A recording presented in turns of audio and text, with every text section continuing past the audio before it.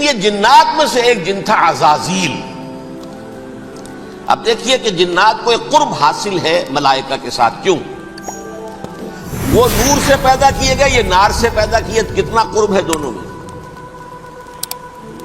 انسان پیدا کیا گیا مٹی سے، مٹی انرٹ ہے، آگ بھڑکتی ہے، اوپر اٹھتی ہے، شعلہ زن ہوتی ہے، انرجی ہے اس میں.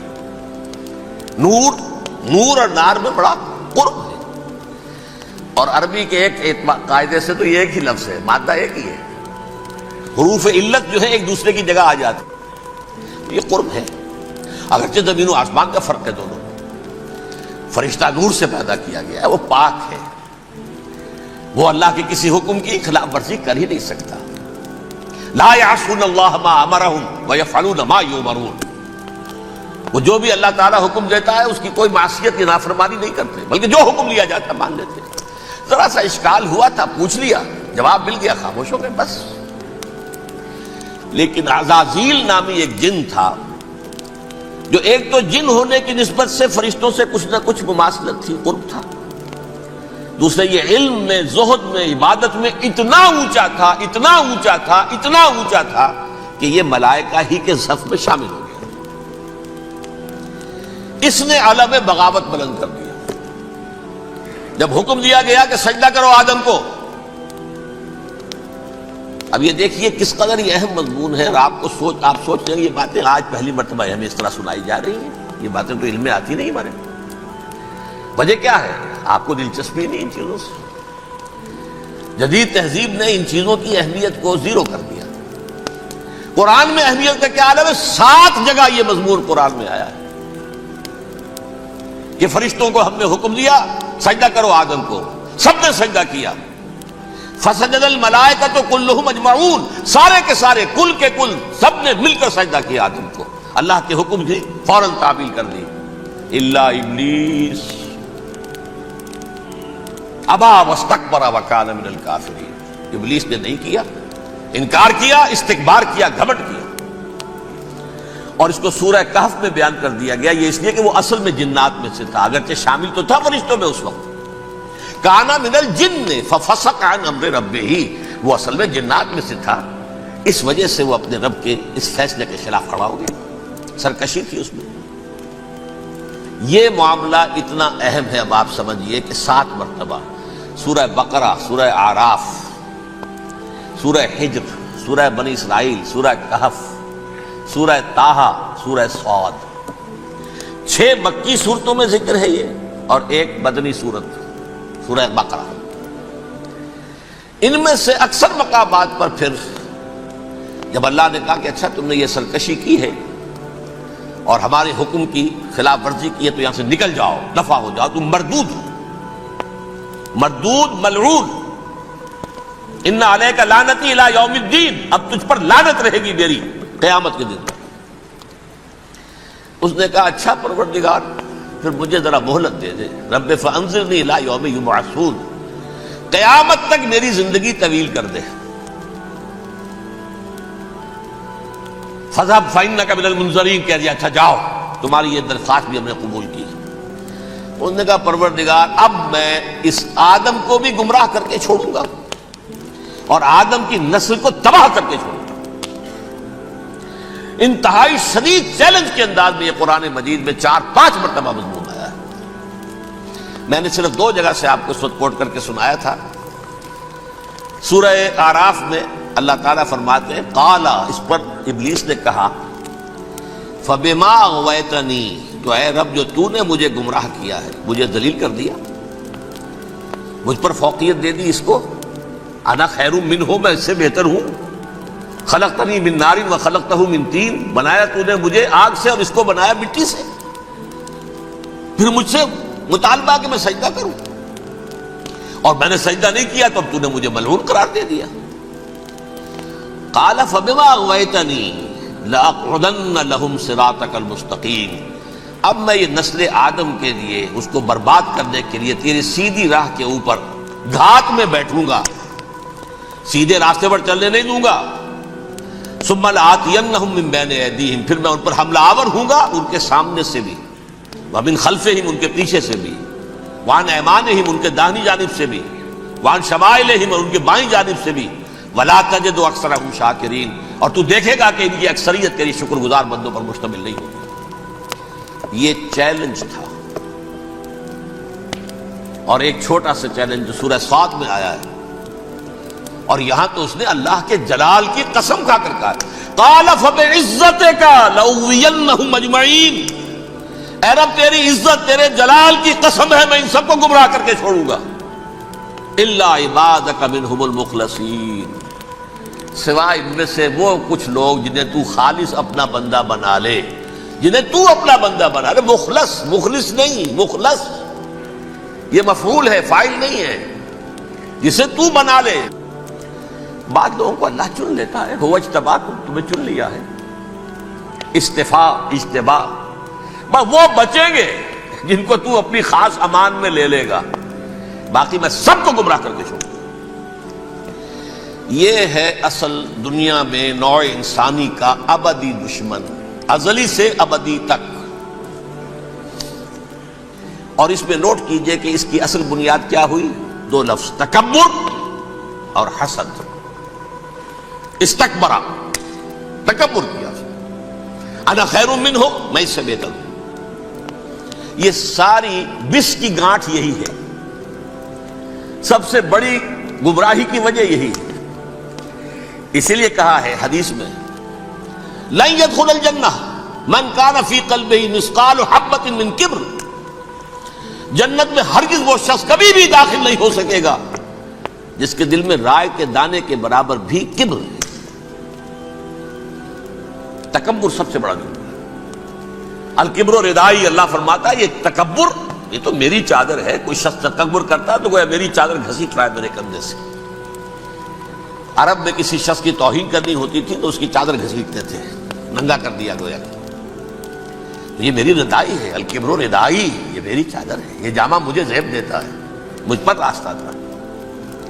اور حسد، آدم کو جو برتری عطا ہو گئی اس حسد کی آگ میں وہ جل رہا ہے اور اس کا انتقام لینا چاہتا ہے۔ آدم سے بھی، آدم کو بھی گمراہ کیا، جنت سے نکلوایا۔ ویسے نکلنا تو انہیں تھا ہی مشیت اذنی میں، لیکن فوری طور پر اللہ کے حکم کی خلاف ورزی تو کروائی نا۔ فعصى آدم ربہ فغوى، آدم نے اپنے رب کے حکم کی نافرمانی کی اور گمراہ ہوا عارضی طور پر۔ یہ دوسری بات ہے، توبہ کر لی، اللہ نے توبہ قبول فرما لی، معاف کر دیا۔ کوئی مستقل جو ہے وہ نسل انسانی پر اس گناہ کا اثر متوارث طور پر نہیں آ رہا ہے، ختم ہو چکا معاملہ، ہوا تھا ہو گیا۔ فتلقى آدم من ربہ کلمات فتاب علیہ انہ هو التواب الرحیم۔ اور توبہ کی شان یہ ہے جب وہ قبول ہو جائے اللہ کی جناب میں، کیا تائب من الذنب کمن لا ذنب لہ، گناہ سے توبہ کرنے والا ایسے ہوتا ہے جیسے اس نے کبھی گناہ کیا ہی نہیں تھا۔ لیکن بہرحال وہ گمراہ کرنے میں کامیاب ہو گیا، حضرت آدم اور حوا کو بھی۔ اور نوع انسانی کی عظیم اکثریت، عظیم اکثریت، عظیم اکثریت اس کے داؤ میں آئی ہوئی ہے نہیں۔ کتنے ہیں وہ عباد اللہ المخلصین، الا عبادک منہم المخلصین، کتنے ہیں جو واقعتاً خالصتاً اللہ کے بندے بن گئے ہوں، جنہیں اللہ نے اپنا بنا لیا، اپنا قرار دے دیا۔ اب اس کے ساتھ نوٹ کیجئے، اس ابلیس کے ساتھ ایک فوج بھی ہے جسے قرآن مجید میں کہا گیا ہے یہ اس کی پارٹی ہے، حزب الشیطان، یہ اکیلا نہیں ہے۔ ایک تو وہ عزازیل ہے، اس کی طویل ترین عمر اللہ نے دے دی، وہ تو قیامت تک رہے گا۔ باقی بھی جنات جو ہیں ان کی نسل میں سے، یا اس کی نوع میں سے، اس کی نسل میں سے، جنات کی عمریں انسانوں کی عمروں سے زیادہ ہیں، بہت زیادہ ہیں، لیکن پھر بھی اتنی نہیں ہے۔ یہ خاص ہے اس کا معاملہ کہ اس نے کہا تھا رب انظرنی الی یوم یبعثون، مجھے دے دے مہلت اس وقت تک تاکہ میں ثابت کر کے دکھا دوں کہ جسے تو نے یہ خلافت دیا یہ اس کا اہل نہیں ہے۔ Let me prove this point ولا تجد اکثرہم شاکرین، تو ان کی اکثریت کو شکر گزار نہیں پائے گا۔ وہ ابلیس جو ہے وہ ریکروٹ کرتا ہے اپنے فوجی، اول تو خود جنات میں سے جو اس کے نمبر 1 لشکری ہے۔ قرآن مجید میں اس کا اشارہ دیا گیا ہے انہ یراکم ہوا وقبیلہ من حیث لا ترونہم، دیکھو لوگوں، اے انسانوں، وہ ابلیس لعین عزازیل اور جو اس کی قبیلے کے لوگ ہیں، جنات ہیں، وہ تمہیں وہاں سے دیکھتے ہیں اور تاکتے ہیں اور حملہ کرتے ہیں جہاں سے تم انہیں نہیں دیکھتے. وہ غیر مرئی ہیں، انویزیبل ہیں، تمہیں نظر نہیں آتے. ویزیبل دشمن کا وار تو روک لو گے، انویزیبل کا کیسے روکو گے؟ انہو یراکم ہوا وقبیلہ، اکیلا ہی نہیں ہے وہ تو تمہیں تاکتا ہے، تم پر حملہ کرتا ہے، گھات میں لگ کر جو ہے تمہارے اوپر حملہ کرتا ہے، وہ بھی اور اس کے ساتھ اس کے قبیلے کے لوگ جنات بھی، من حیث لا ترونہم، جہاں سے کہ تم انہیں نہیں دیکھتے. لیکن اس کے علاوہ وہ انسانوں میں سے بھی ریکریوٹ، رنگ روٹ وہ برپا کرتا، وہ جو ہے ان کو اپنے پاس رکھتا ہے فوج کے اندر. جس کی سب سے بڑی مثال کیا ہے؟ سورہ مجادلہ میں اللہ تعالیٰ نے منافق، حالانکہ وہ کون تھے؟ بظاہر حضور کا کلمہ پڑھنے والے، حضور کے پیچھے نماز پڑھنے والے، اسلام کا دعویٰ کرنے والے، ان کو اللہ فرماتا ہے اولئک حزب الشیطان الا ان حزب الشیطان هم الخاسرون، یہ شیطان کی پارٹی کے لوگ. وہاں مقابلے میں آیا ہے اولئک حزب اللہ الا ان حزب اللہ هم المفلحون. یہ دو پارٹیاں ہیں، حزب اللہ اللہ کی پارٹی جو اس کے مخلص بندے ہیں وہ اللہ کی پارٹی، اور جو شیطان کے مرید بن گئے اس کے ہاتھ پر بیعت کر لی، لہذا وہ اس شیطان کی پارٹی کے لوگ ہیں، چاہے وہ انسان ہو چاہے جن ہو. تو انسانوں میں سے بھی اس کے حزب میں، اس کی پارٹی میں اس کے ایجنٹ ہیں اور بہت ہیں، بلکہ بہت سے تو ایسے ہیں کہ جو جنات کے بھی کان قطر دیں، ان کو بھی شیطنت سکھا دیں، پڑھا دیں. لیکن اب ایک بات سمجھیے، ایک دنیا میں نسل اور قوم بھی ایسی ہے جو ایک خاص وقت سے بحیثیت مجموعی من حیث القوم ابلیس کی ایجنٹ بن گئی ہے. وہ کون ہے؟ وہ یہودی ہے.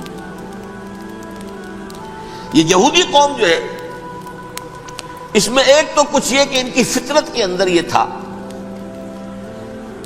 کہ ہم ہیں اصل انسان، باقی انسان جو ہے وہ انسان نما حیوان ہے، ان کی کوئی حیثیت ہی نہیں. ہم ہیں اصل انسان، نحن ابناء اللہ و احباؤہ.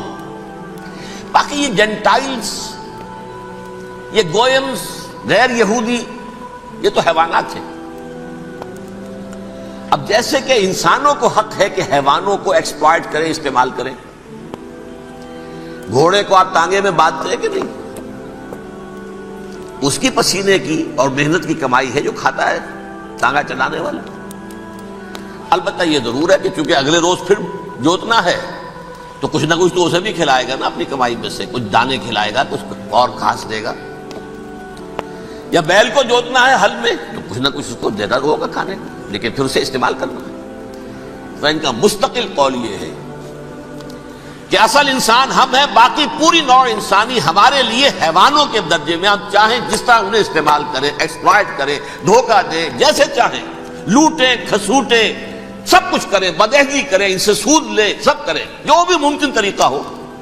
یہ ہمارے لیے ہم ڈومینیٹ کریں گے، اور یہ در حقیقت ہمارے اعلی کار ہیں.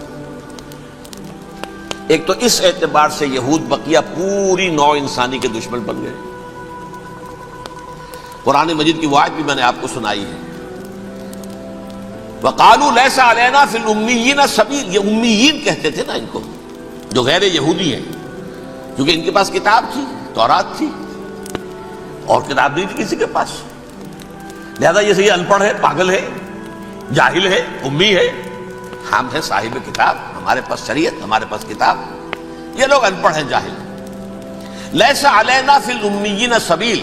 ان امیین کو ہم لوٹیں، کھسوٹیں، دھوکہ دیں، فریب سے جو کریں، چوری کریں، ڈاکہ ڈالیں، جیب کے قطرے، جس طرح بھی کریں ہمارے لیے جائز ہے. ہمارے اوپر کوئی گرفت نہیں ہوگی. اللہ تعالیٰ ہم سے یہ نہیں پوچھے گا تم نے جھوٹ کیوں بولا تھا اس کے ساتھ، تم نے وعدہ خلافی کیوں کی تھی اس کے ساتھ، تم نے کیوں دھوکہ دیا تھا اس کو، تم نے کیوں اس کا مال جو ہے غبن کر لیا تھا، ہڑپ کر لیا. نہیں، ہم پر پوچھ نہیں. اس اعتبار سے ایک تو یہ انسانیت کی دشمنی ان کی گھٹی میں پڑ گئی، اس غلط خیال کی وجہ سے. ہم تو بخشے بخشائے ہیں، we are the chosen people of the lord. ہمیں تو اللہ اگر جہنم میں داخل بھی کرے گا تو صرف چند دن، لن تمسنا النار الا ایاما معدودات، باقی اصل میں تو ہم تو اللہ کے پسندیدہ، نحن ابناء اللہ واحباؤہ، اس کے بیٹوں کے مانند بڑے چہیتے ہیں، لاڈلے ہیں۔ یہ باقی دنیا، باقی انسان ہماری چراہ گاہ ہے، جیسے چاہے چرے، جس طرح چاہے ہڑپ کر جائیں۔ یہ تو ان کا پہلے سے مستقل معاملہ تھا، لیکن اس کے بعد ان کی تاریخ میں ایک دور وہ آیا جب حضرت مسیح علیہ السلام ان میں مبعوث کیے گئے۔ یہ 1400 سالہ تاریخ کا کلائمیکس ہے یہود کی۔ جب کتاب انہیں دی گئی تھی تورات حضرت موسیٰ کے ذریعے، وہ 1400 قبل مسیح کا واقعہ ہے۔ اس وقت سے لے کر اللہ کا وہ فضل ان پر ہوا، وہ فضل ان پر ہوا کہ کوئی ایک لمحہ ایسا نہیں آیا 1400 برس میں کہ ان کے ہاں کوئی نہ کوئی نبی موجود نہ۔ یہ تار ٹوٹا ہی نہیں، 2 سے شروع ہوا، موسیٰ ہارون علیہ السلام، اور 1400 برس کے بعد پھر آخری 2 ہیں، عیسیٰ اور یحییٰ علیہ السلام۔ یوں سمجھ لیجئے، اور اس کے درمیان یہ تار ہے، اور اس تار میں کوئی ایک لمحہ ایسا نہیں آیا کہ کوئی نبی موجود ہو۔ اس میں اتار چڑھاؤ بہت سے آئے ہیں، اس کا وہ میرا موضوع نہیں ہے اس وقت۔ قبل مسیح کی تاریخ جو ہے وہ میرا موضوع نہیں ہے۔ قرآن مجید میں سورہ بنی اسرائیل کے پہلے رکوع میں اس کا تذکرہ موجود ہے۔ وَقَضَيْنَا إِلَىٰ بَنِي إِسْرَائِيلَ فِي الْكِتَابِ لَتُفْسِدُنَّ فِي الْأَرْضِ مَرَّتَيْنِ وَلَتَعْلُنَّ عُلُوًّا كَبِيرًا، 2 مرتبہ ان پر عذاب کے کوڑے برسے، پہلے اشوریوں کے ذریعے سے جو شامی تھے، سیرینز اشوری کہلاتے، پھر بابلیوں کے ذریعے سے یعنی عراقیوں کے ذریعے سے، بیبیلونیا نام تھا عراق کا پہلے، ان پر بہت بڑی بڑی تباہیاں آئیں، اللہ تعالیٰ کی طرف سے عذاب آئے۔ اس کے بعد پھر دوسرے دور میں دوسرا اقتدار کا دور آیا، خرمستیاں بڑھ گئیں، تو پہلے گریکس کے ذریعے سے، یونانیوں کے ذریعے سے، اور پھر رومیوں کے ذریعے سے انہیں پسوایا گیا۔ یہ دور گزر چکے تھے ان پر، 2 عروج کے دور اور 2 زوال کے دور۔ میری چھوٹی سی کتاب ہے تنظیم اسلامی کا تاریخی پس منظر، شاید 6-7 روپے کی ہوگی، اس کو آپ دیکھیں گے تو اس میں اس کا پورا نقشہ آپ کو مل جائے گا۔ ویسے تو یہ کہ میری جو ذرا بڑی کتاب ہے سابقہ اور موجودہ مسلمان امتوں کا ماضی، حال اور مستقبل، اس میں میں نے ان معاملات کو بڑی تفصیل سے بحث کی۔ بہرحال یہ جو دور تھا ان کا 1400 سالہ، وہ اونچ نیچ سے ہوتا ہوا جب آیا ہے حضرت مسیح کی بعثت پر، تو ان کی شرارت کی انتہا یہ ہو گئی کہ اللہ تعالیٰ نے مسیح کو رسول بنا کر بھیجا، رسولاً الی بنی اسرائیل۔ حضرت موسیٰ اور حضرت عیسیٰ کے درمیان رسول کوئی نہیں ہے، سب نبی ہے۔ حضرت موسیٰ رسول تھے اور حضرت عیسیٰ رسول ہے، درمیان میں داؤد ہو، سلیمان ہو، یسعیاہ ہو، زکریا ہو، یہ سب نبی ہیں، یحییٰ نبی ہے، رسول نہیں ہے۔ لہذا وہ شہید کر دیے گئے، رسول شہید نہیں ہو سکتا، قتل نہیں ہو سکتا۔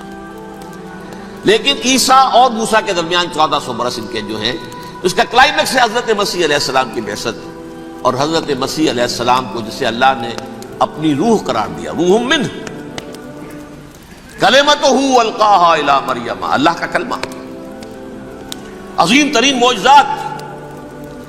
انہوں نے کیا کہا؟ یہ ولد الزنا ہے، معاذ اللہ، نقل کفر نہ باشد، یہ جادوگر ہے، یہ مرتد ہے، یہ واجب القتل۔ اصل حکومت اس وقت رومیوں کی تھی حکومت، لیکن انہوں نے انہیں آٹونومی دے رکھی تھی، اپنے مذہبی معاملات تم خود طے کر سکتے ہو۔ تو کائفاس جو اس وقت کا ان کا ہیڈ ربائی تھا سب سے بڑا، اس کی عدالت نے فیصلہ کیا مسیح کو سولی چڑھا دیا جائے۔ پائلیٹس پونٹس، اس کے پاس ان کی ارزداشت پہنچ گئی، یہ ہمارا مجرم ہے مذہبی، یہ مرتد ہے، یہ کافر ہے، یہ جادوگر ہے، یہ واجب القتل ہے، اسے قتل کرو، سولی چڑھا دو۔ خیر وہ لمبی بات ہو جائے گی، اس نے تو اپنے ہاتھ دھوئے کہ صاحب ہمارے پاس کوئی جرم نہیں ہے اس کے خلاف، تم کہتے ہو تو ٹھیک ہے، سولی چڑھا دیتے۔ یہ دوسری بات ہے کہ اللہ نے حضرت مسیح کو اٹھا لیا آسمان پر، ان کی جگہ وہ شخص سولی چڑھا جس نے غداری کر کے گرفتار کروایا تھا، جوڈاس اسکیریوٹ، اس کی شکل اللہ نے بدل دی حضرت مسیح کی سی، اور حضرت مسیح کو فرشتے اٹھا کے اوپر لے گئے، وہ زندہ آسمان پر اٹھا لیے گئے۔ اور یہ ساری تفاصیل نہ قرآن میں ہے نہ حدیث میں ہے، یہ انجیل میں ہے، لیکن انجیل کون سی؟ برنباس کی انجیل، gospel of the lord according to Saint Barnabas. یہ حواریین مسیح میں سے تھے، لیکن عیسائی ان کو تسلیم نہیں کرتے، ان کی بائبل کو صحیح نہیں مانتے، کینونیکل نہیں مانتے۔ 100 انجیلیں تھیں، 104 تھیں، جن میں سے 4 چنی ہیں انہوں نے، یہ متی اور جان اور مرقس مارکس، یہ ہے، تو یہ 4 انجیلیں ہیں انہوں نے تسلیم کی کہ یہ کینونیکلز ہیں، یہ تو ہیں حقیقی، باقی جو ہے 100 اس کو وہ تسلیم نہیں کرتے۔ ان میں سے ایک ہے یہ برنباس، اس میں یہ تفصیل ہے کہ اللہ تعالیٰ نے اس شخص کی، جیوڈاس کی، جیوڈاس اس کو انگریزی میں کہتے ہیں، اس کی شکل بدل دی حضرت مسیح کی سی، وہ گرفتار ہوا، وہ سولی چڑھا۔ وہ غدار تھا، غداری کی سزا اسے ملنی تھی، وہ مل گئی۔ حضرت مسیح کو فرشتے 4 اٹھ رہے ہیں، جس کوٹھڑی میں حضرت مسیح مقیم تھے، ایک باغ کے اندر وہ پوش تھے، اس کی چھت پھٹی ہے، 4 فرشتے آئے ہیں، حضرت مسیح کو اٹھا کر لے گئے ہیں، چھت برابر ہو گئی ہے، اس کے بعد وہ شخص پکڑا گیا۔ بہرحال حضرت مسیح کو اللہ نے اٹھا لیا آسمان۔ لیکن وہ دن ہے کہ اس قوم کو اب مغضوب علیہم قرار دے دیا گیا۔ نوٹ کر لیجیے، اصل میں تو ہونا یہ چاہیے تھا کہ رسول کی جان کے در پہ جب کوئی امت ہو جاتی تھی تو اللہ کا قاعدہ یہ تھا کہ اس امت کو نسیہ منسیہ کر دیا تھا۔ حضرت نوح کی قوم کو ختم کیا یا نہیں؟ حضرت ہود کی نگاہوں کے سامنے قوم عاد برباد کی گئی یا نہیں؟ حضرت صالح کی نگاہوں کے سامنے قوم سمود برباد ہوئی؟ یہ اللہ کا قاعدہ رہا۔ سدوم اور عمورہ کی بستیاں حضرت لوط علیہ السلام جہاں بھیجے گئے، مدین کا علاقہ جہاں حضرت شعیب بھیجے گئے، آل فرعون جن کی طرف موسیٰ کو بھیجا گیا، سب ہلاک کر دیے گئے۔ کیونکہ رسولوں کے بارے میں اللہ کا، نبیوں کے بارے میں یہ بات نہیں ہے۔ نبی آیا، اس نے دعوت دی، جس نے مان لیا اچھا کیا، اپنے لیے اچھا کیا، نہیں مانا اس کی اپنی جو ہے عاقبت برباد ہو گئی۔ دنیا میں کوئی فیصلہ اس کا نہیں ہوتا، لیکن رسولوں کا معاملہ یہ ہوتا ہے کہ دنیا میں وہ اللہ کی عدالت بن کر آتے ہیں، مانو گے تو بچو گے، نہیں مانو گے ہلاک ہو۔ تو اس اعتبار سے وہ مستحق تو ہو چکے تھے اس کے کہ انہیں ہلاک کر دیا جائے۔ اب اللہ کی کوئی خصوصی مشیت ہے، اس میں کیا حکمت ہے؟ وہ ہے ایک حکمت، میں بعد میں اگر وقت ہوا تو بتاؤں گا۔ فیصلہ یہ کیا اللہ نے کہ حضرت مسیح کو تو اٹھا لیا زندہ، اور ان کی رسی ابھی مزید دراز کر دی، کہ ان کو ابھی مہلت دے دی کہ تمہیں آخری استیصال، جس کو عذاب اکبر کہتا ہے قرآن، سورہ سجدہ جو حضور ہر جمعے کی پہلی رکعت میں فجر میں پڑھتے تھے، وَلَنُذِيقَنَّهُم مِّنَ الْعَذَابِ الْأَدْنَىٰ دُونَ الْعَذَابِ الْأَكْبَرِ لَعَلَّهُمْ يَرْجِعُونَ۔ چھوٹے چھوٹے عذاب اور ایک بڑا عذاب، جبکہ قوم بالکل برباد، نسیم منسیہ، کأن لم یغنوا فیہا، ایسے ہو جائیں جیسے کوئی تھے ہی نہیں آباد یہاں۔ لا یرا الا مساکنہم، اب ان کے مسکن نظر آتے، مکین نظر نہیں آتے۔ یہ عذاب اکبر جو ہے وہ ان پر نہیں آیا، حالانکہ وہ مستحق ہو گئے تھے اسی وقت۔ اس کو یوں سمجھیے کہ کسی شخص کو پھانسی کا حکم تو ہو جائے، ایگزیکیوشن نہیں ہوتا ہے، کئی سال گزر جاتے ہیں پڑے ہوئے، اور معاملات جو ہیں وہ چلتے رہتے ہیں۔ یہ معاملہ ہوا اس کے ساتھ، ورنہ یہ مستحق ہو چکے تھے آخری بربادی تباہی کے، عذاب استیصال، جڑ سے کاٹ دینے والا عذاب۔ وہ آ سکتا تھا ان پر اسی وقت، لیکن اللہ نے ان کی مہلت دراز کی ہے۔ لیکن اس کے بعد اللہ نے ان کو ایک اور موقع دیا۔ 600 برس بعد حضرت مسیح کے محمد الرسول اللہ صلی اللہ علیہ وسلم کی بعثت ہوئی، اور یہ میں سمجھتا ہوں کہ اس قوم پر اللہ کا اتنا بڑا فضل تھا، اتنا بڑا فضل تھا، اتنا بڑا فضل تھا۔ اب پھر ایک موقع دیا، عسیٰ ربکم ان یرحمکم وان عدتم عدنا۔ دیکھو اب بھی تمہیں ہم ایک موقع دے رہے ہیں، تمہارا رب تمہارے اوپر اب بھی فضل کرنے کو تیار ہے، رحم فرمانے کو تیار ہے۔ ان ھذا القرآن یہدی للتی ہی اقوم، اس قرآن کے سائے میں آ جاؤ، یہ شاہدرا ہے ہدایت میں آنے کا، اس میں داخل ہو جاؤ، محمد کی تصدیق کرو صلی اللہ علیہ وسلم، دامن محمدی میں آ جاؤ، اب بھی ہم تمہارے گناہ بخش دیں۔ لیکن نہیں، اس قوم نے حضرت محمد صلی اللہ علیہ وسلم کی دشمنی کی کمر کس لی، اور اب یوں سمجھیے اس تاریخ سے لے کر آج تک یہ گٹھ جوڑ ہے۔ ظاہر بات ہے کہ ابلیس کا بھی اصل دشمن اب کون ہے، یا ہدف کون ہے، ٹارگٹ کون ہے؟ جنہوں نے محمد کو نہیں مانا صلی اللہ، وہ تو ہے ہی جہنمی، ان پر کوئی اور محنت کرنے کی ضرورت کیا ہے؟ سمجھ گئے میری بات؟ حضور کی بعثت کے بعد جنہیں حضور کو رد کر دیا، ان پر ایمان نہیں لائے، وہ کون ہے؟ کافر، وہ جہنمی ہے ہی ہے۔ لہذا اس کے اوپر کوئی محنت صرف کرنے کی ابلیس کو ضرورت نہیں، اس کا اصل ٹارگٹ امت محمد ہے صلی اللہ علیہ وسلم۔ وہ ساری نوع انسانی کی دشمنی اب آ کر مرکوز ہو گئی ہے امت محمد صلی اللہ علیہ وسلم کی دشمنی پر۔ اور اسی طرح یہود کا معاملہ، اگرچہ ویسے پوری نوع انسانی کے دشمن ہیں، انہیں حیوان سمجھتے، ان کی جان مال اپنے لیے مباح سمجھتے ہیں، جس طرح چاہیں لوٹے کھسوٹے کھائیں پیئے انہیں، لیکن اب ان کی بھی دشمنی کا سب سے بڑا مرکز امت محمد۔ کیوں؟ وہی تکبر اور حسد، وہی بیماریاں۔ انہیں تکبر یہ ہو گیا تھا کہ 2000 سال سے یہ نبوت ہماری میراث، ہماری جاگیر، بنو اسرائیل کے اندر سینکڑوں نبی آئے، 3 کتابیں اللہ نے ہمیں عطا کی، یہ کہاں سے آ گیا محمد صلی اللہ علیہ وسلم؟ معاذ اللہ ثم معاذ اللہ، یہ امیین میں سے، یہ جنٹائلز میں سے، یہ گوئنز میں سے، یہ حقیر ان پڑھ، کہاں ہم کہاں یہ نہیں تسلیم کریں گے۔ حالانکہ قرآن کہتا ہے یعرفونہ کما یعرفون ابناہم، ان کے علماء ایسے پہچانتے تھے حضور کو جیسے اپنے بیٹوں کو پہچانتے کہ یہ آخری نبی ہے، لیکن تکبر اور حسد کی آگ میں جل اٹھے۔ اب ان کے بھی دشمنی کس سے ہے؟ محمد اور امت محمد صلی اللہ علیہ وسلم۔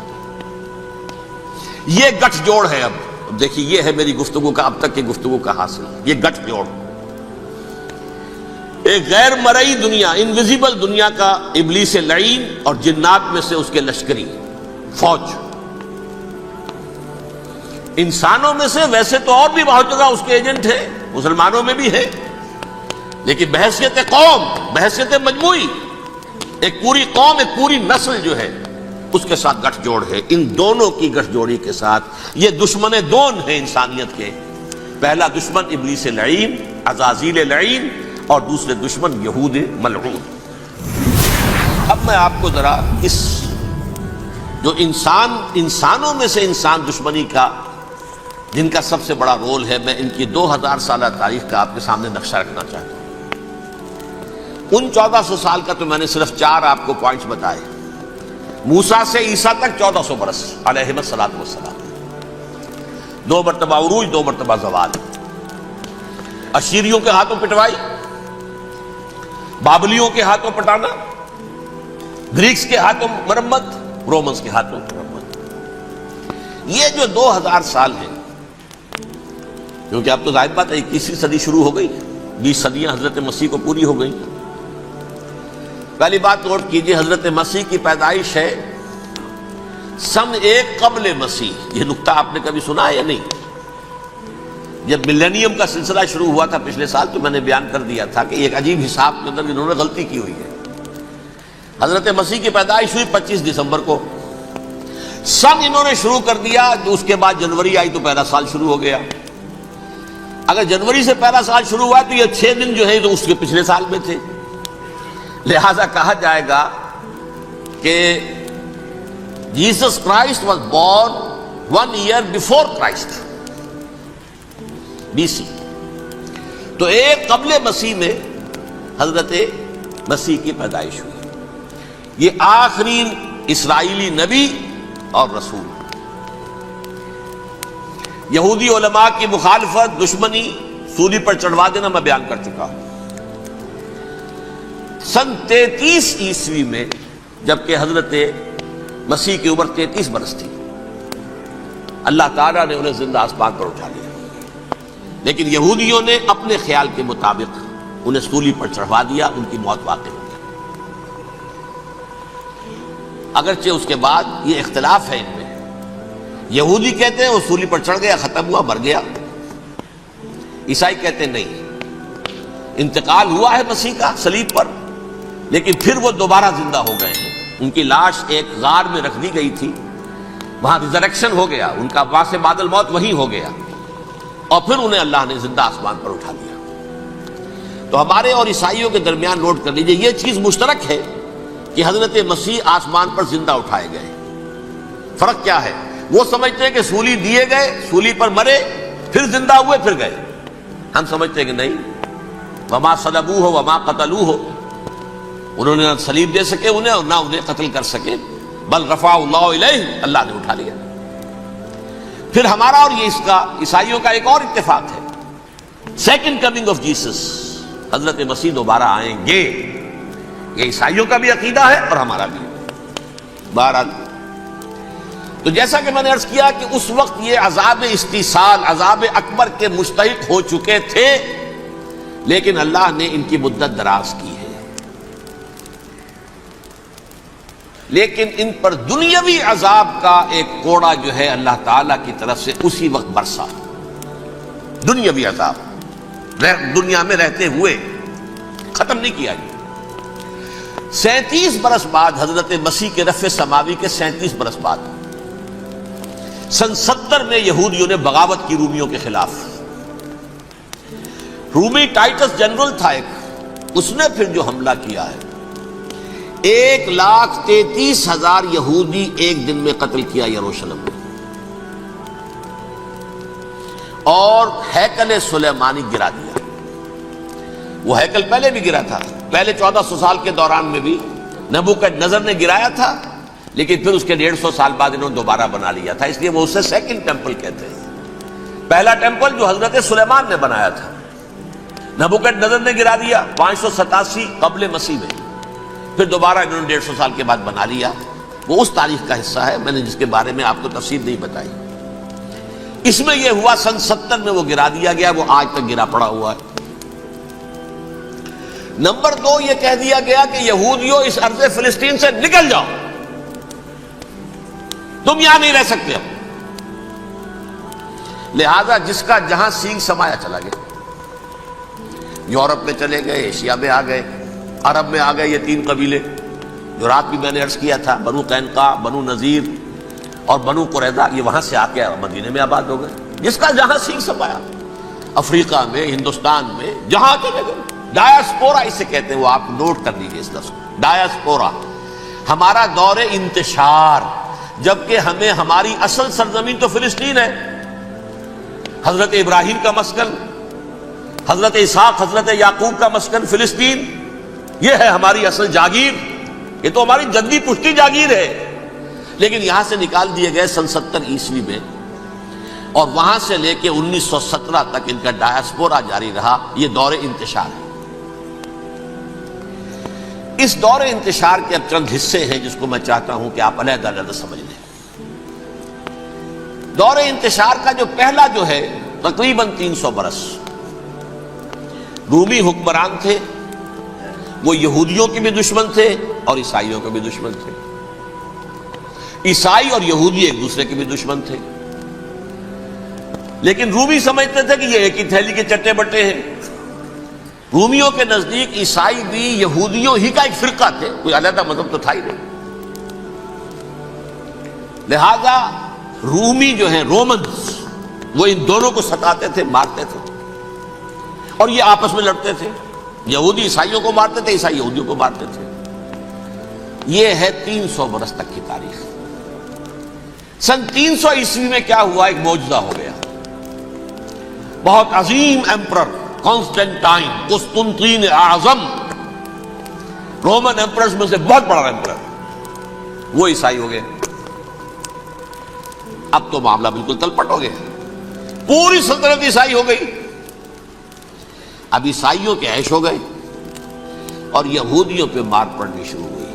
اب عیسائیوں کا آپ خود سوچئے کہ جنہیں وہ خدا بنا بیٹھے ہیں، خدا کا بیٹا قرار دے رہے ہیں، ان کے قاتل کون؟ یہودی بدماش.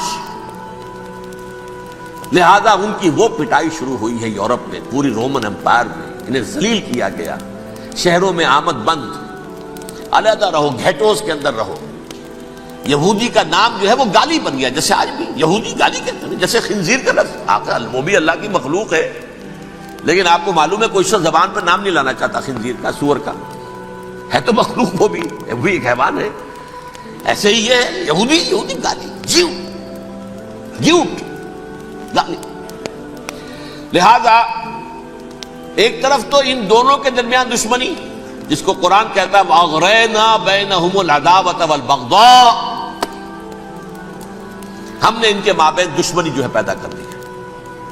اور جب یہ پوری سلطنت عیسائی ہو گئی تو قافیہ تنگ ہو گیا یہودیوں کا۔ اب آئیے 571 عیسوی، یعنی جبکہ ڈائسپورا کو کتنا عرصہ ہو چکا تھا؟ 500 برس۔ سن 70 سے شروع ہوا ڈائسپورا، جب ٹائٹس نے گرایا ہے ہیکل کو اور نکال باہر کیا انہیں فلسطین سے، بھاگ جاؤ یہاں ایک یہودی بھی نہیں رہے گا، فلسطین سے نکال دیے۔ اس کے پورے 500 برس بعد سن 571 عیسوی میں حضور کی پیدائش ہوئی، ولادت باسعادت محمد الرسول اللہ صلی اللہ علیہ وسلم۔ 610 میں آپ پر وحی کا آغاز ہوا، لیکن حضور کے ساتھ ان کا معاملہ کیا رہا؟ اول تو جبکہ حضور ابھی مکے ہی میں تھے، یہودیوں نے ریشہ دوانیاں شروع کر دی حضور کے خلاف۔ قریش مکہ کو سکھاتے تھے، پڑھاتے تھے، ان سے یہ پوچھو، ان سے یہ پوچھو، انہیں اس طرح تنگ کرو، ان سے یہ امتحان لو، یہ آپ کے علم میں ہے۔ سورہ بنی اسرائیل میں، سورہ کہف میں وہ سوالات جو امتحانی سوالات آئے تھے، ذوالقرنین کون تھا، اصحاب کہف کون تھے، تم رسول بنے پھرتے ہو تو بتاؤ، اور یہ روح کی حقیقت کیا بتاؤ۔ یہ ساری ریشہ دوانیاں کر رہے تھے بیٹھے ہوئے، ابھی وہیں پر حضور ابھی پہنچے بھی نہیں۔ ہجرت فرما کر حضور تشریف لے آئے تو حضور نے، جسے ماسٹر سٹروک کہا جائے گا، یعنی اسٹیٹس مین شپ کا ماسٹر سٹروک، آپ نے مدینے میں آتے یہودیوں کے ساتھ پیکٹ کر دیا، جوائنٹ ڈیفنس پیکٹ آف مدینہ، کہ اگر مکے والے ہم پر حملہ کریں گے تو ہم مل جل کر ایک قوم کی حیثیت سے مقابلہ کریں گے۔ یہ میثاق مدینہ کہلاتا ہے، جس کے بہت غلط معنی پہنائے جا رہے ہیں آج کل۔ بہرحال میں موضوع میرا چونکہ یہ نہیں، میں ادھر نہیں جاؤں گا۔ لیکن ہوا کیا؟ ہر مرتبہ یہ خیانت کے مرتکب ہوئے، ان نے جو عہد کیے تھے ان سے پھرے، اندر ہی اندر سازش ریشہ دوانی، حضور کی بدترین دشمنی۔ سورہ نساء کی آیت نمبر 12 میں 14 میں 13 میں فرمایا ہے لا تزال تطلع علی خائنۃ منہم، اے نبی ہمیشہ آپ کے علم میں ان کی طرف سے خیانتیں، بددیانتیاں آتی رہیں گی۔ اور بار بار وہ مسلسل جنگ کی آگ بھڑکاتے تھے، قریش کو دعوت دیتے، آؤ آؤ آؤ ہم اندر سے بغاوت کر دیں گے، تم آؤ تو صحیح، ختم کریں محمد کو اور اہل ایمان کو صلی اللہ علیہ وسلم ورضی اللہ تعالی عنہم اجمعین۔ لیکن پھر جب وہ آتے تھے تو یہ دبک جاتے تھے، ان میں ہمت نہیں تھی، میدان کے مرد نہیں رہے تھے۔ یہ سورہ حشر میں ان کا نقشہ کھینچا گیا ہے، کھلے میدان میں مقابلے کی اس کے اندر صلاحیت ہی نہیں ہے۔ یہ تو فصیلوں کے پیچھے سے، جیسے عورتیں کہیں دیہات میں لڑائی ہوتی ہے تو مرد جو ہے گلیوں میں لڑتے ہیں، عورتیں اوپر سے پتھر پھینکتی ہیں، بس وہ کام یہ کر سکتے تھے، من ورائے جدر، فصیلوں کے پیچھے سے، جنگ میں میدان میں نہیں آ سکتے۔ بہرحال قرآن مجید میں ہے یہ سورہ مائدہ کی آیت نمبر 64، کلما اوقدوا نارا للحرب اطفاها اللہ، اکثر و بیشتر مواقع پر تو یہ جب آگ بھڑکاتے تھے جنگ کی، اللہ اسے بجھا دیتا تھا۔ لیکن بہرحال اس کے باوجود جنگیں ہوئی، غزوہ بدر، غزوہ احد ہوئی کہ نہیں، یہ ساری اس اصل شرارت میں تھی۔ اور اس کے نتیجے میں حضور نے پھر ایک ایک کر کے 3 قبیلوں کو سزا دی۔ غزوہ بدر کے فوراً بعد بنو قینقاع نکالے گئے مدینے سے، غزوہ احد کے فوراً بعد بنو نذیر نکالے گئے، اور غزوہ احزاب کے بعد بنو قریظہ نکال دیے گئے۔ یہ تو میں نے آپ کے سامنے رکھ دیا صرف حضور کے زمانے میں ان کا کیا رویہ رہا، دشمن۔ رات بھی ہم نے وہ آیت پڑھی تھی، لَتَجِدَنَّ أَشَدَّ النَّاسِ عَدَاوَةً لِلَّذِينَ آمَنُوا الْيَهُودُ وَالَّذِينَ أَشْرَكُوا، اہل ایمان کی دشمنی میں شدید ترین تم پاؤ گے یہودیوں کو اور مشرکین کو۔ مشرکین بھی بعد میں ہے، پہلے یہودی۔ حضور کے بعد کیا ہوا اب یہ نوٹ کیجئے، یہ ان کی تاریخ کا دوسرا دور ہے۔ حضرت عمر رضی اللہ تعالیٰ عنہ کا عہد خلافت ہے، بیت المقدس کا محاصرہ کیا گیا، فصیل بڑی اونچی، شہر اندر سے سیلف سفیشینٹ، حملے کا راستہ کوئی نہیں، محاصرہ طول کھینچ رہا ہے، لیکن ان کے پاس رسد بھی موجود ہے، پانی بھی موجود ہے، وہ دروازے بند کر کے بیٹھے ہوئے ہیں۔ بالآخر اللہ تعالیٰ کی مشیت کا ظہور کیسے ہوا؟ ان کے کچھ علماء آئے فصیل پر، کہا دیکھو مسلمانوں، تم قیامت تک بھی یہاں پڑے رہو گے محاصرہ کر کے، ہمارا یہ شہر فتح نہیں ہوگا۔ ہاں، ایک درویش بادشاہ کے ہاتھوں یہ شہر فتح ہونا ہے، لیکن تمہارے اندر ہمیں وہ نظر نہیں آ رہا۔ ابو عبیدہ بن الجراح رضی اللہ تعالی عنہ، امین هذه الامہ، ان کا فوراً ذہن گیا وہ درویش بادشاہ مدینے میں بیٹھا ہوا ہے، عمر رضی اللہ تعالی۔ اب ایک اور عمر بھی ہے جو قندھار میں بیٹھا ہے، نقشہ وہی ہے، سادگی کی حد تک نقشہ وہی ہے، بالکل وہی، اپنی آنکھوں سے دیکھا ہے، وہی سادگی۔ عمر اول، عمر ثانی تھے عمر بن عبدالعزیز۔ اب ایک اللہ کے فضل سے اللہ تعالیٰ ایدہ اللہ بنصرتہ، اللہ تعالیٰ ان کی نصرت فرمائے، دشمنوں کو ان کے مقابلے میں نیست و نابود کرے۔ انہوں نے ریکویسٹ بھیج دی کہ حضور تشریف لائیے، یہ شہر فتح ہو جائے گا۔ وہ ہے سفر تاریخی، اتنا طویل سفر، تقریباً 700 میل، ایک اونٹ، ایک خادم، ایک منزل پہ امیر المومنین اوپر بیٹھے، خادم آگے چل رہا ہے، اگلی منزل پہ خادم اوپر بیٹھا ہے، امیر المومنین آگے جا رہا ہے۔ اور جب پہنچے ہیں تو وہ باری تھی خادم کی، انہوں نے ہاتھ جوڑ دیا، حضور خدا کے لیے تم کیا کہیں گے لوگ، وہ میرا برا حال کر دیں گے، تمہیں شرم نہیں آئی؟ امیر المومنین پیدل آگے چل رہے ہیں نکیل پکڑ کر، اور تم بیٹھے ہو اوپر براجمان ہو۔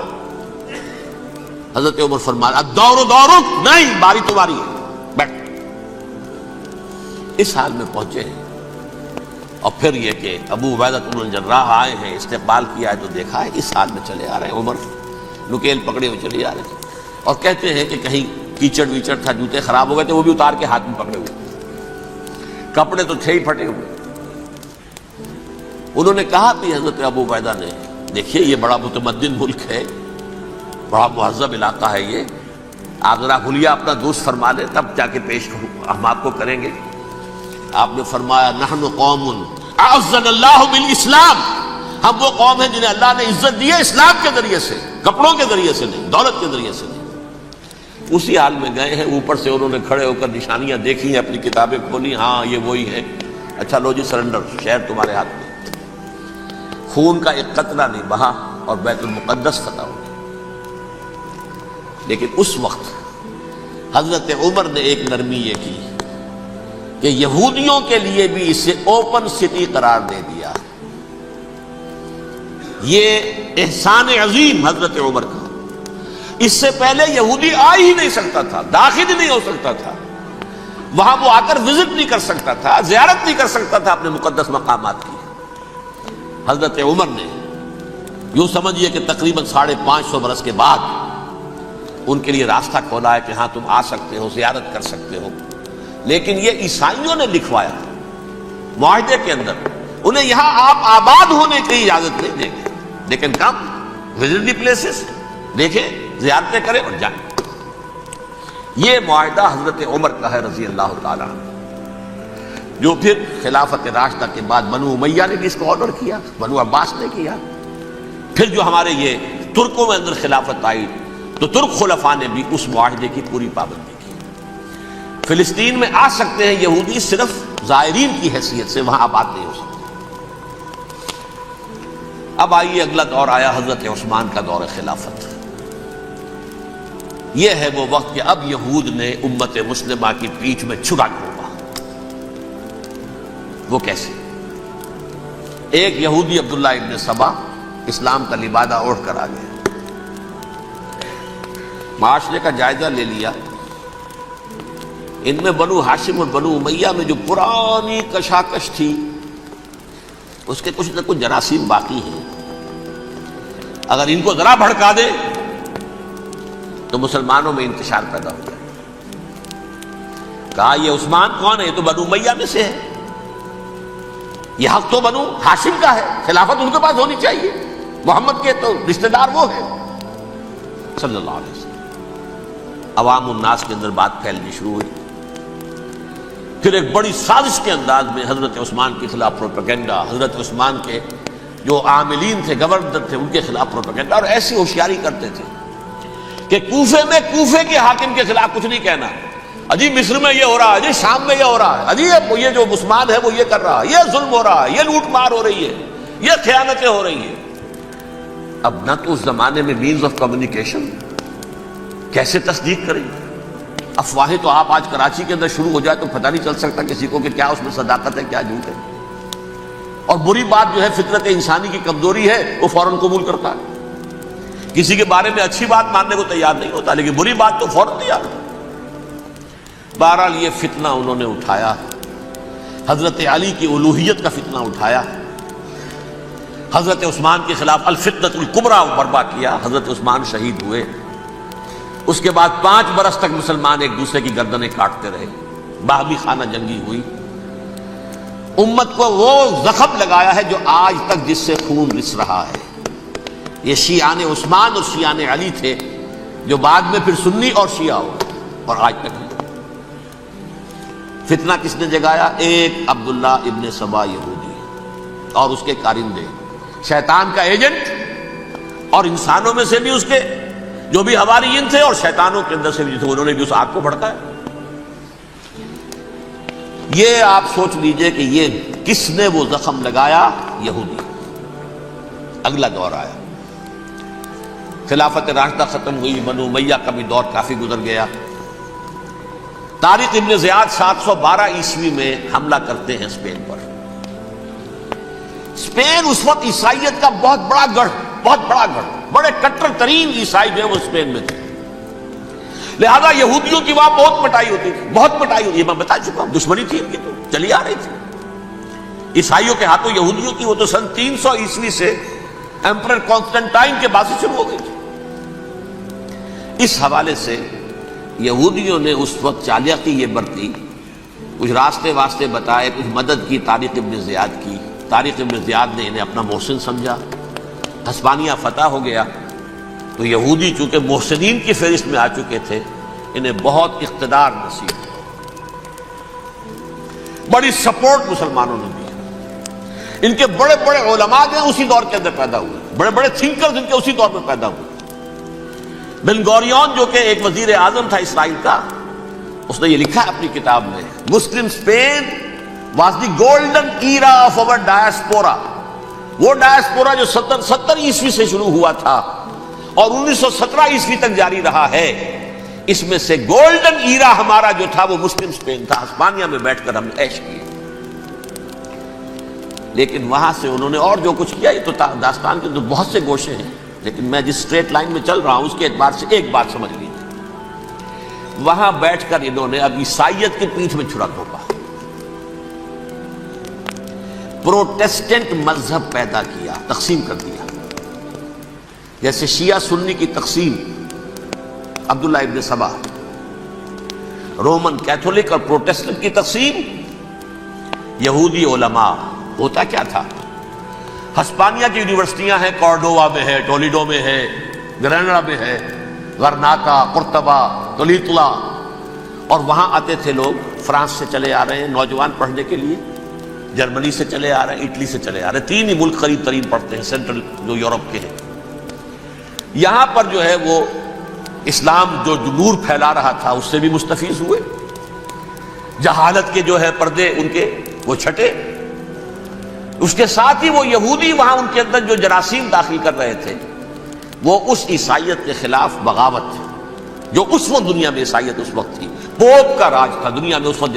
یورپ میں جو عیسائیت تھی اس میں ایک طرف بادشاہ تھے، لیکن بادشاہوں کی حیثیت وہاں پر یوں سمجھ لیجئے کٹ پتلیوں کی تھی، اصل قوت پوپ کے ہاتھ میں تھی۔ اور پوپ کو انہوں نے جیسے قرآن نے کہا اتخذوا احبارهم ورهبانهم اربابا من دون اللہ، چونکہ سینٹ پال نے شریعت موسوی ساقط کر دی تھی تو اب شریعت تھی ہی نہیں، پوپ کو اختیار تھا جس چیز کو چاہے حلال قرار دے دے، جس چیز کو چاہے حرام قرار دے دے۔ اتخذوا احبارهم ورهبانهم اربابا من دون اللہ۔ انہوں نے کہا صاحب یہ پوپ کس بلا کا نام ہے، یہ بھی انسان ہے، بات تو ٹھیک تھی نا، اصل حیثیت تو کتاب کی ہونی چاہیے، ڈیوائن بک، دی ریویلڈ اسکرپچر. لہذا یہ کتاب ہر شخص پڑھ سکتا ہے. کوئی پوپ کے باپ کو جو ہے کوئی اس کے لیے پروپرائٹری رائٹس تو نہیں ہے کہ صرف پوپ پڑھ سکتا ہے یا پادری پڑھ سکتے ہیں. ہم بھی پڑھ سکتے ہیں, ہم بھی سمجھ سکتے ہیں. یہ باتیں تھی کہ جن کو بڑھا چڑھا کر بیان کر کے اور پوپ کا اقتدار ختم کرا دیا اور توجہ مرکوز کر دی بائبل کی طرف. اب بائبل میں بڑا حصہ تو اولڈ ٹیسٹامنٹ کا ہے. نتیجہ کیا ہوا؟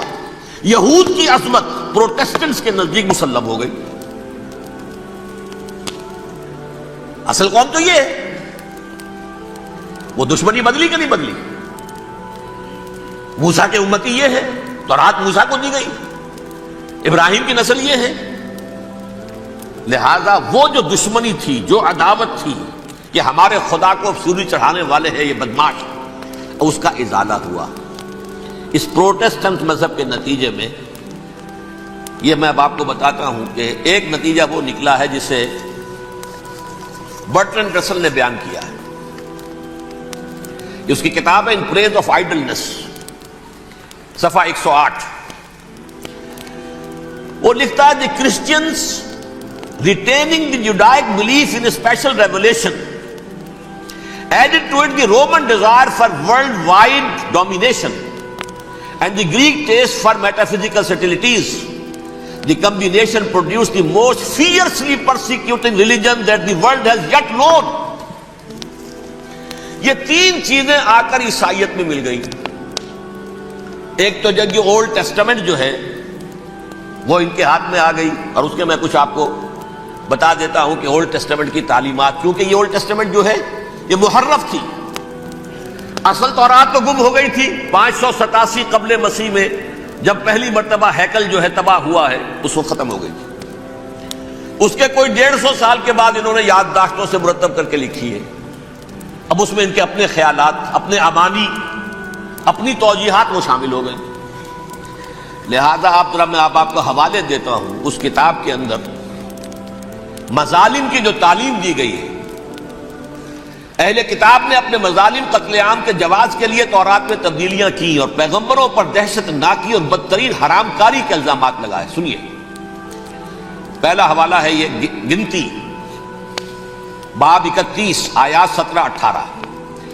اس لیے ان بچوں میں جتنے لڑکے ہیں سب کو مار ڈالو, اور جتنی عورتیں مرد کا منہ دیکھ چکی ہیں ان کو بھی قتل کر ڈالو, لیکن ان لڑکیوں کو جو مرد سے واقف نہیں اور اچھوتی ہیں اپنے لیے زندہ رکھو.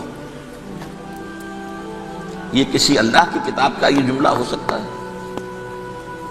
کسی ریویلڈ بک کا؟ اور سنیے, یہ ہے استثناء ڈیٹرانومی باب 20 آیت 16-18. پر ان قوموں کے شہروں میں جن کو خداوند تیرا خدا میراث کے طور پر تجھ کو دیتا ہے, کسی ذی نفس کو جیتا نہ بچا رکھنا, جیسا خداوند تیرے خدا نے تجھ کو حکم دیا بالکل نیست کر دینا. مرد, عورتیں, بچے, بوڑھے سب ختم. یہ کتاب مقدس ہے. اور سنیے, سیموئیل باب 27 آیت نمبر 9. اور داؤد نے اس سرزمین کو تباہ کر ڈالا اور عورت مرد کسی کو جیتا نہ چھوڑا. نمبر 4, ان سب آباد شہروں کو ماں, عورتوں اور بچوں کے بالکل نابود کر ڈالا. کتاب استثناء باب 3 آیت 6. یہ ہے جو کہہ رہا ہے برٹرنڈ رسل. کرسچینٹی میں آ کر یہ تین چیزیں شامل ہو گئی. ایک تو یہ باربیرین یہ تعلیم جو ہے, اور یہ مذہب کے نام پہ تعلیم, یہ کتاب مقدس کی تعلیم. نمبر 2, رومنز کے اندر جو ایک تمنا تھی ورلڈ ڈومینیشن کی, وہ عیسائیت کے اندر آ گئی. اس لیے کہ پوری رومن امپائر جو ہے عیسائی ہو گئی. اسے وراثت کے اندر ورلڈ ڈومینیشن کی جو ایک تمنا تھی وہ مل گئی. اور پھر یہ کہ انہوں نے جو توہمات تھے یونانیوں کے, ان کو بھی اپنے ہاں مختلف شکلوں کے اندر جمع کر لیا. ان تین چیزوں کا the combination produced the most fiercely persecuting religion that the world has yet known. اس کے نتیجے میں دنیا میں تاریخ انسانیت کے اندر جو بدترین خوخار ترین مذہب ہو سکتا ہے وہ شکل عیسائیت نے اختیار کی ہے. اور اس کا مظہر اتم کیا تھا, نوٹ کیجئے. صلیبی جنگیں. ایک بات ٹائم ٹیبل کے اعتبار سے نوٹ کر لیجئے گا. فرسٹ ملینیم ختم ہوا، سیکنڈ شروع ہوا. ان کے 1000 سال ختم ہوئے تو 11ویں صدی میں سیکنڈ ملینیم شروع ہوا تو پہلی صلیبی جنگیں ہوئی. لاکھوں مسلمان قتل کیے. صرف یروشلم کے اندر اتنا خون بہایا ہے کہ خود ان کے ہسٹورینز لکھتے ہیں کہ جب ان صلیبیوں نے جب گھوڑوں کے ساتھ وہ چل رہے تھے گلیوں میں تو ان کے گھوڑوں کے گھٹنوں تک خون کی ندی بہ رہی تھی. جہاں سے گزرے ختم کرتے چلے گئے، آبادیاں کی آبادیاں ختم ہوئی. اگرچہ اس کروسیڈ میں گیہوں کے ساتھ گھن بھی پسا، یہودی بھی بہت مارے گئے.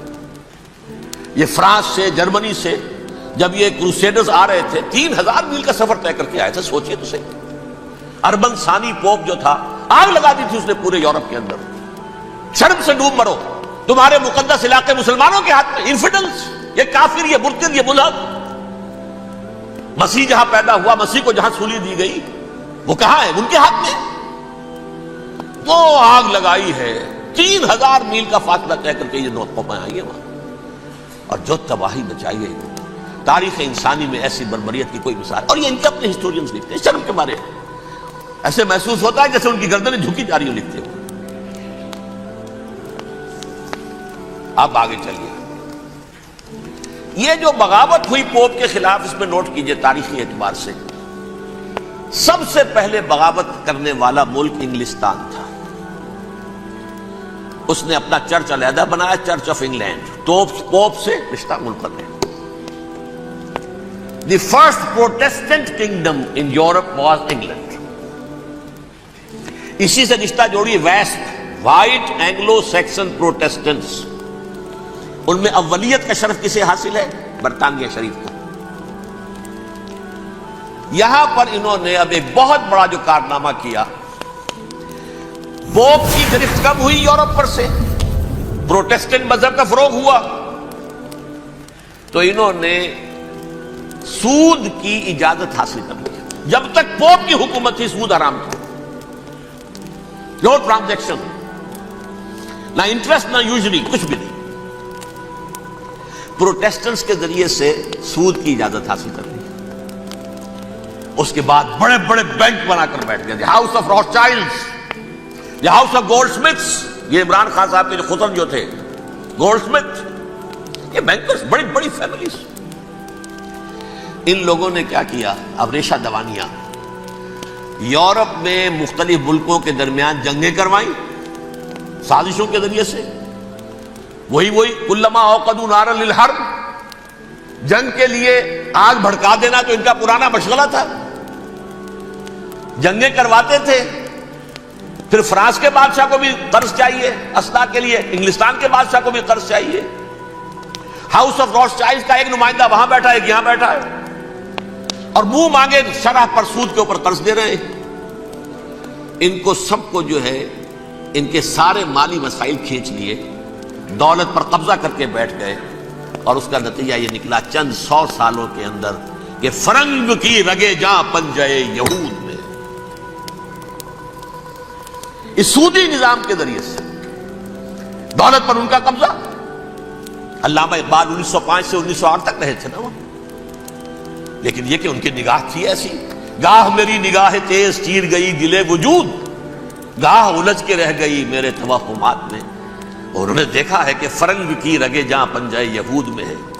ابھی ہٹلر کا تو وجود بھی نہیں تھا، بعد میں ہٹلر کو محسوس ہو گیا نا واقعتاً ہمارا اصل دشمن یہ یہودی ہے جو یہاں پر بیٹھا ہوا، جو ہمارا خون چوس رہا. آخر یوں ہی تو نہیں، دماغ اس کا ایسے تو خراب نہیں ہو گیا تھا. یہ قتل عام، یہ ہولوکاسٹ کس لیے؟ اس نے پہچان لیا تھا، اس لیے کہ وہ ویسٹ نہیں تھا. وائٹ اینگلو سیکسن پروٹیسٹنٹس، اصل جادو جو چلا وہ پر چلا. اور برطانیہ ان کا سب سے بڑا جو ہے وہ پشت پناہ، مددگار، حامی.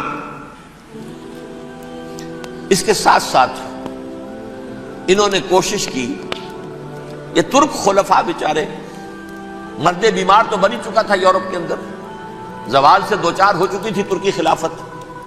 انہوں نے بھی محل بنائے تھے، آج تجھ کو بتاتا ہوں تقدیر امم کیا ہے، شمشیر و ثنا اول، طاؤس و رباب آخر۔ بڑے بڑے قرضے لے کر محل بنے تھے یہ، جو آج جا کر آپ استنبول میں دیکھ لیجئے، قرضوں کے اندر بندھے ہوئے، لیکن یہ کہ کم سے کم یہ ضرور کیا کہ بڑی سے بڑی رشوت انہیں یہودیوں نے پیش کی کہ کسی طرح ہمیں فلسطین میں آباد ہونے کی اجازت دے دو،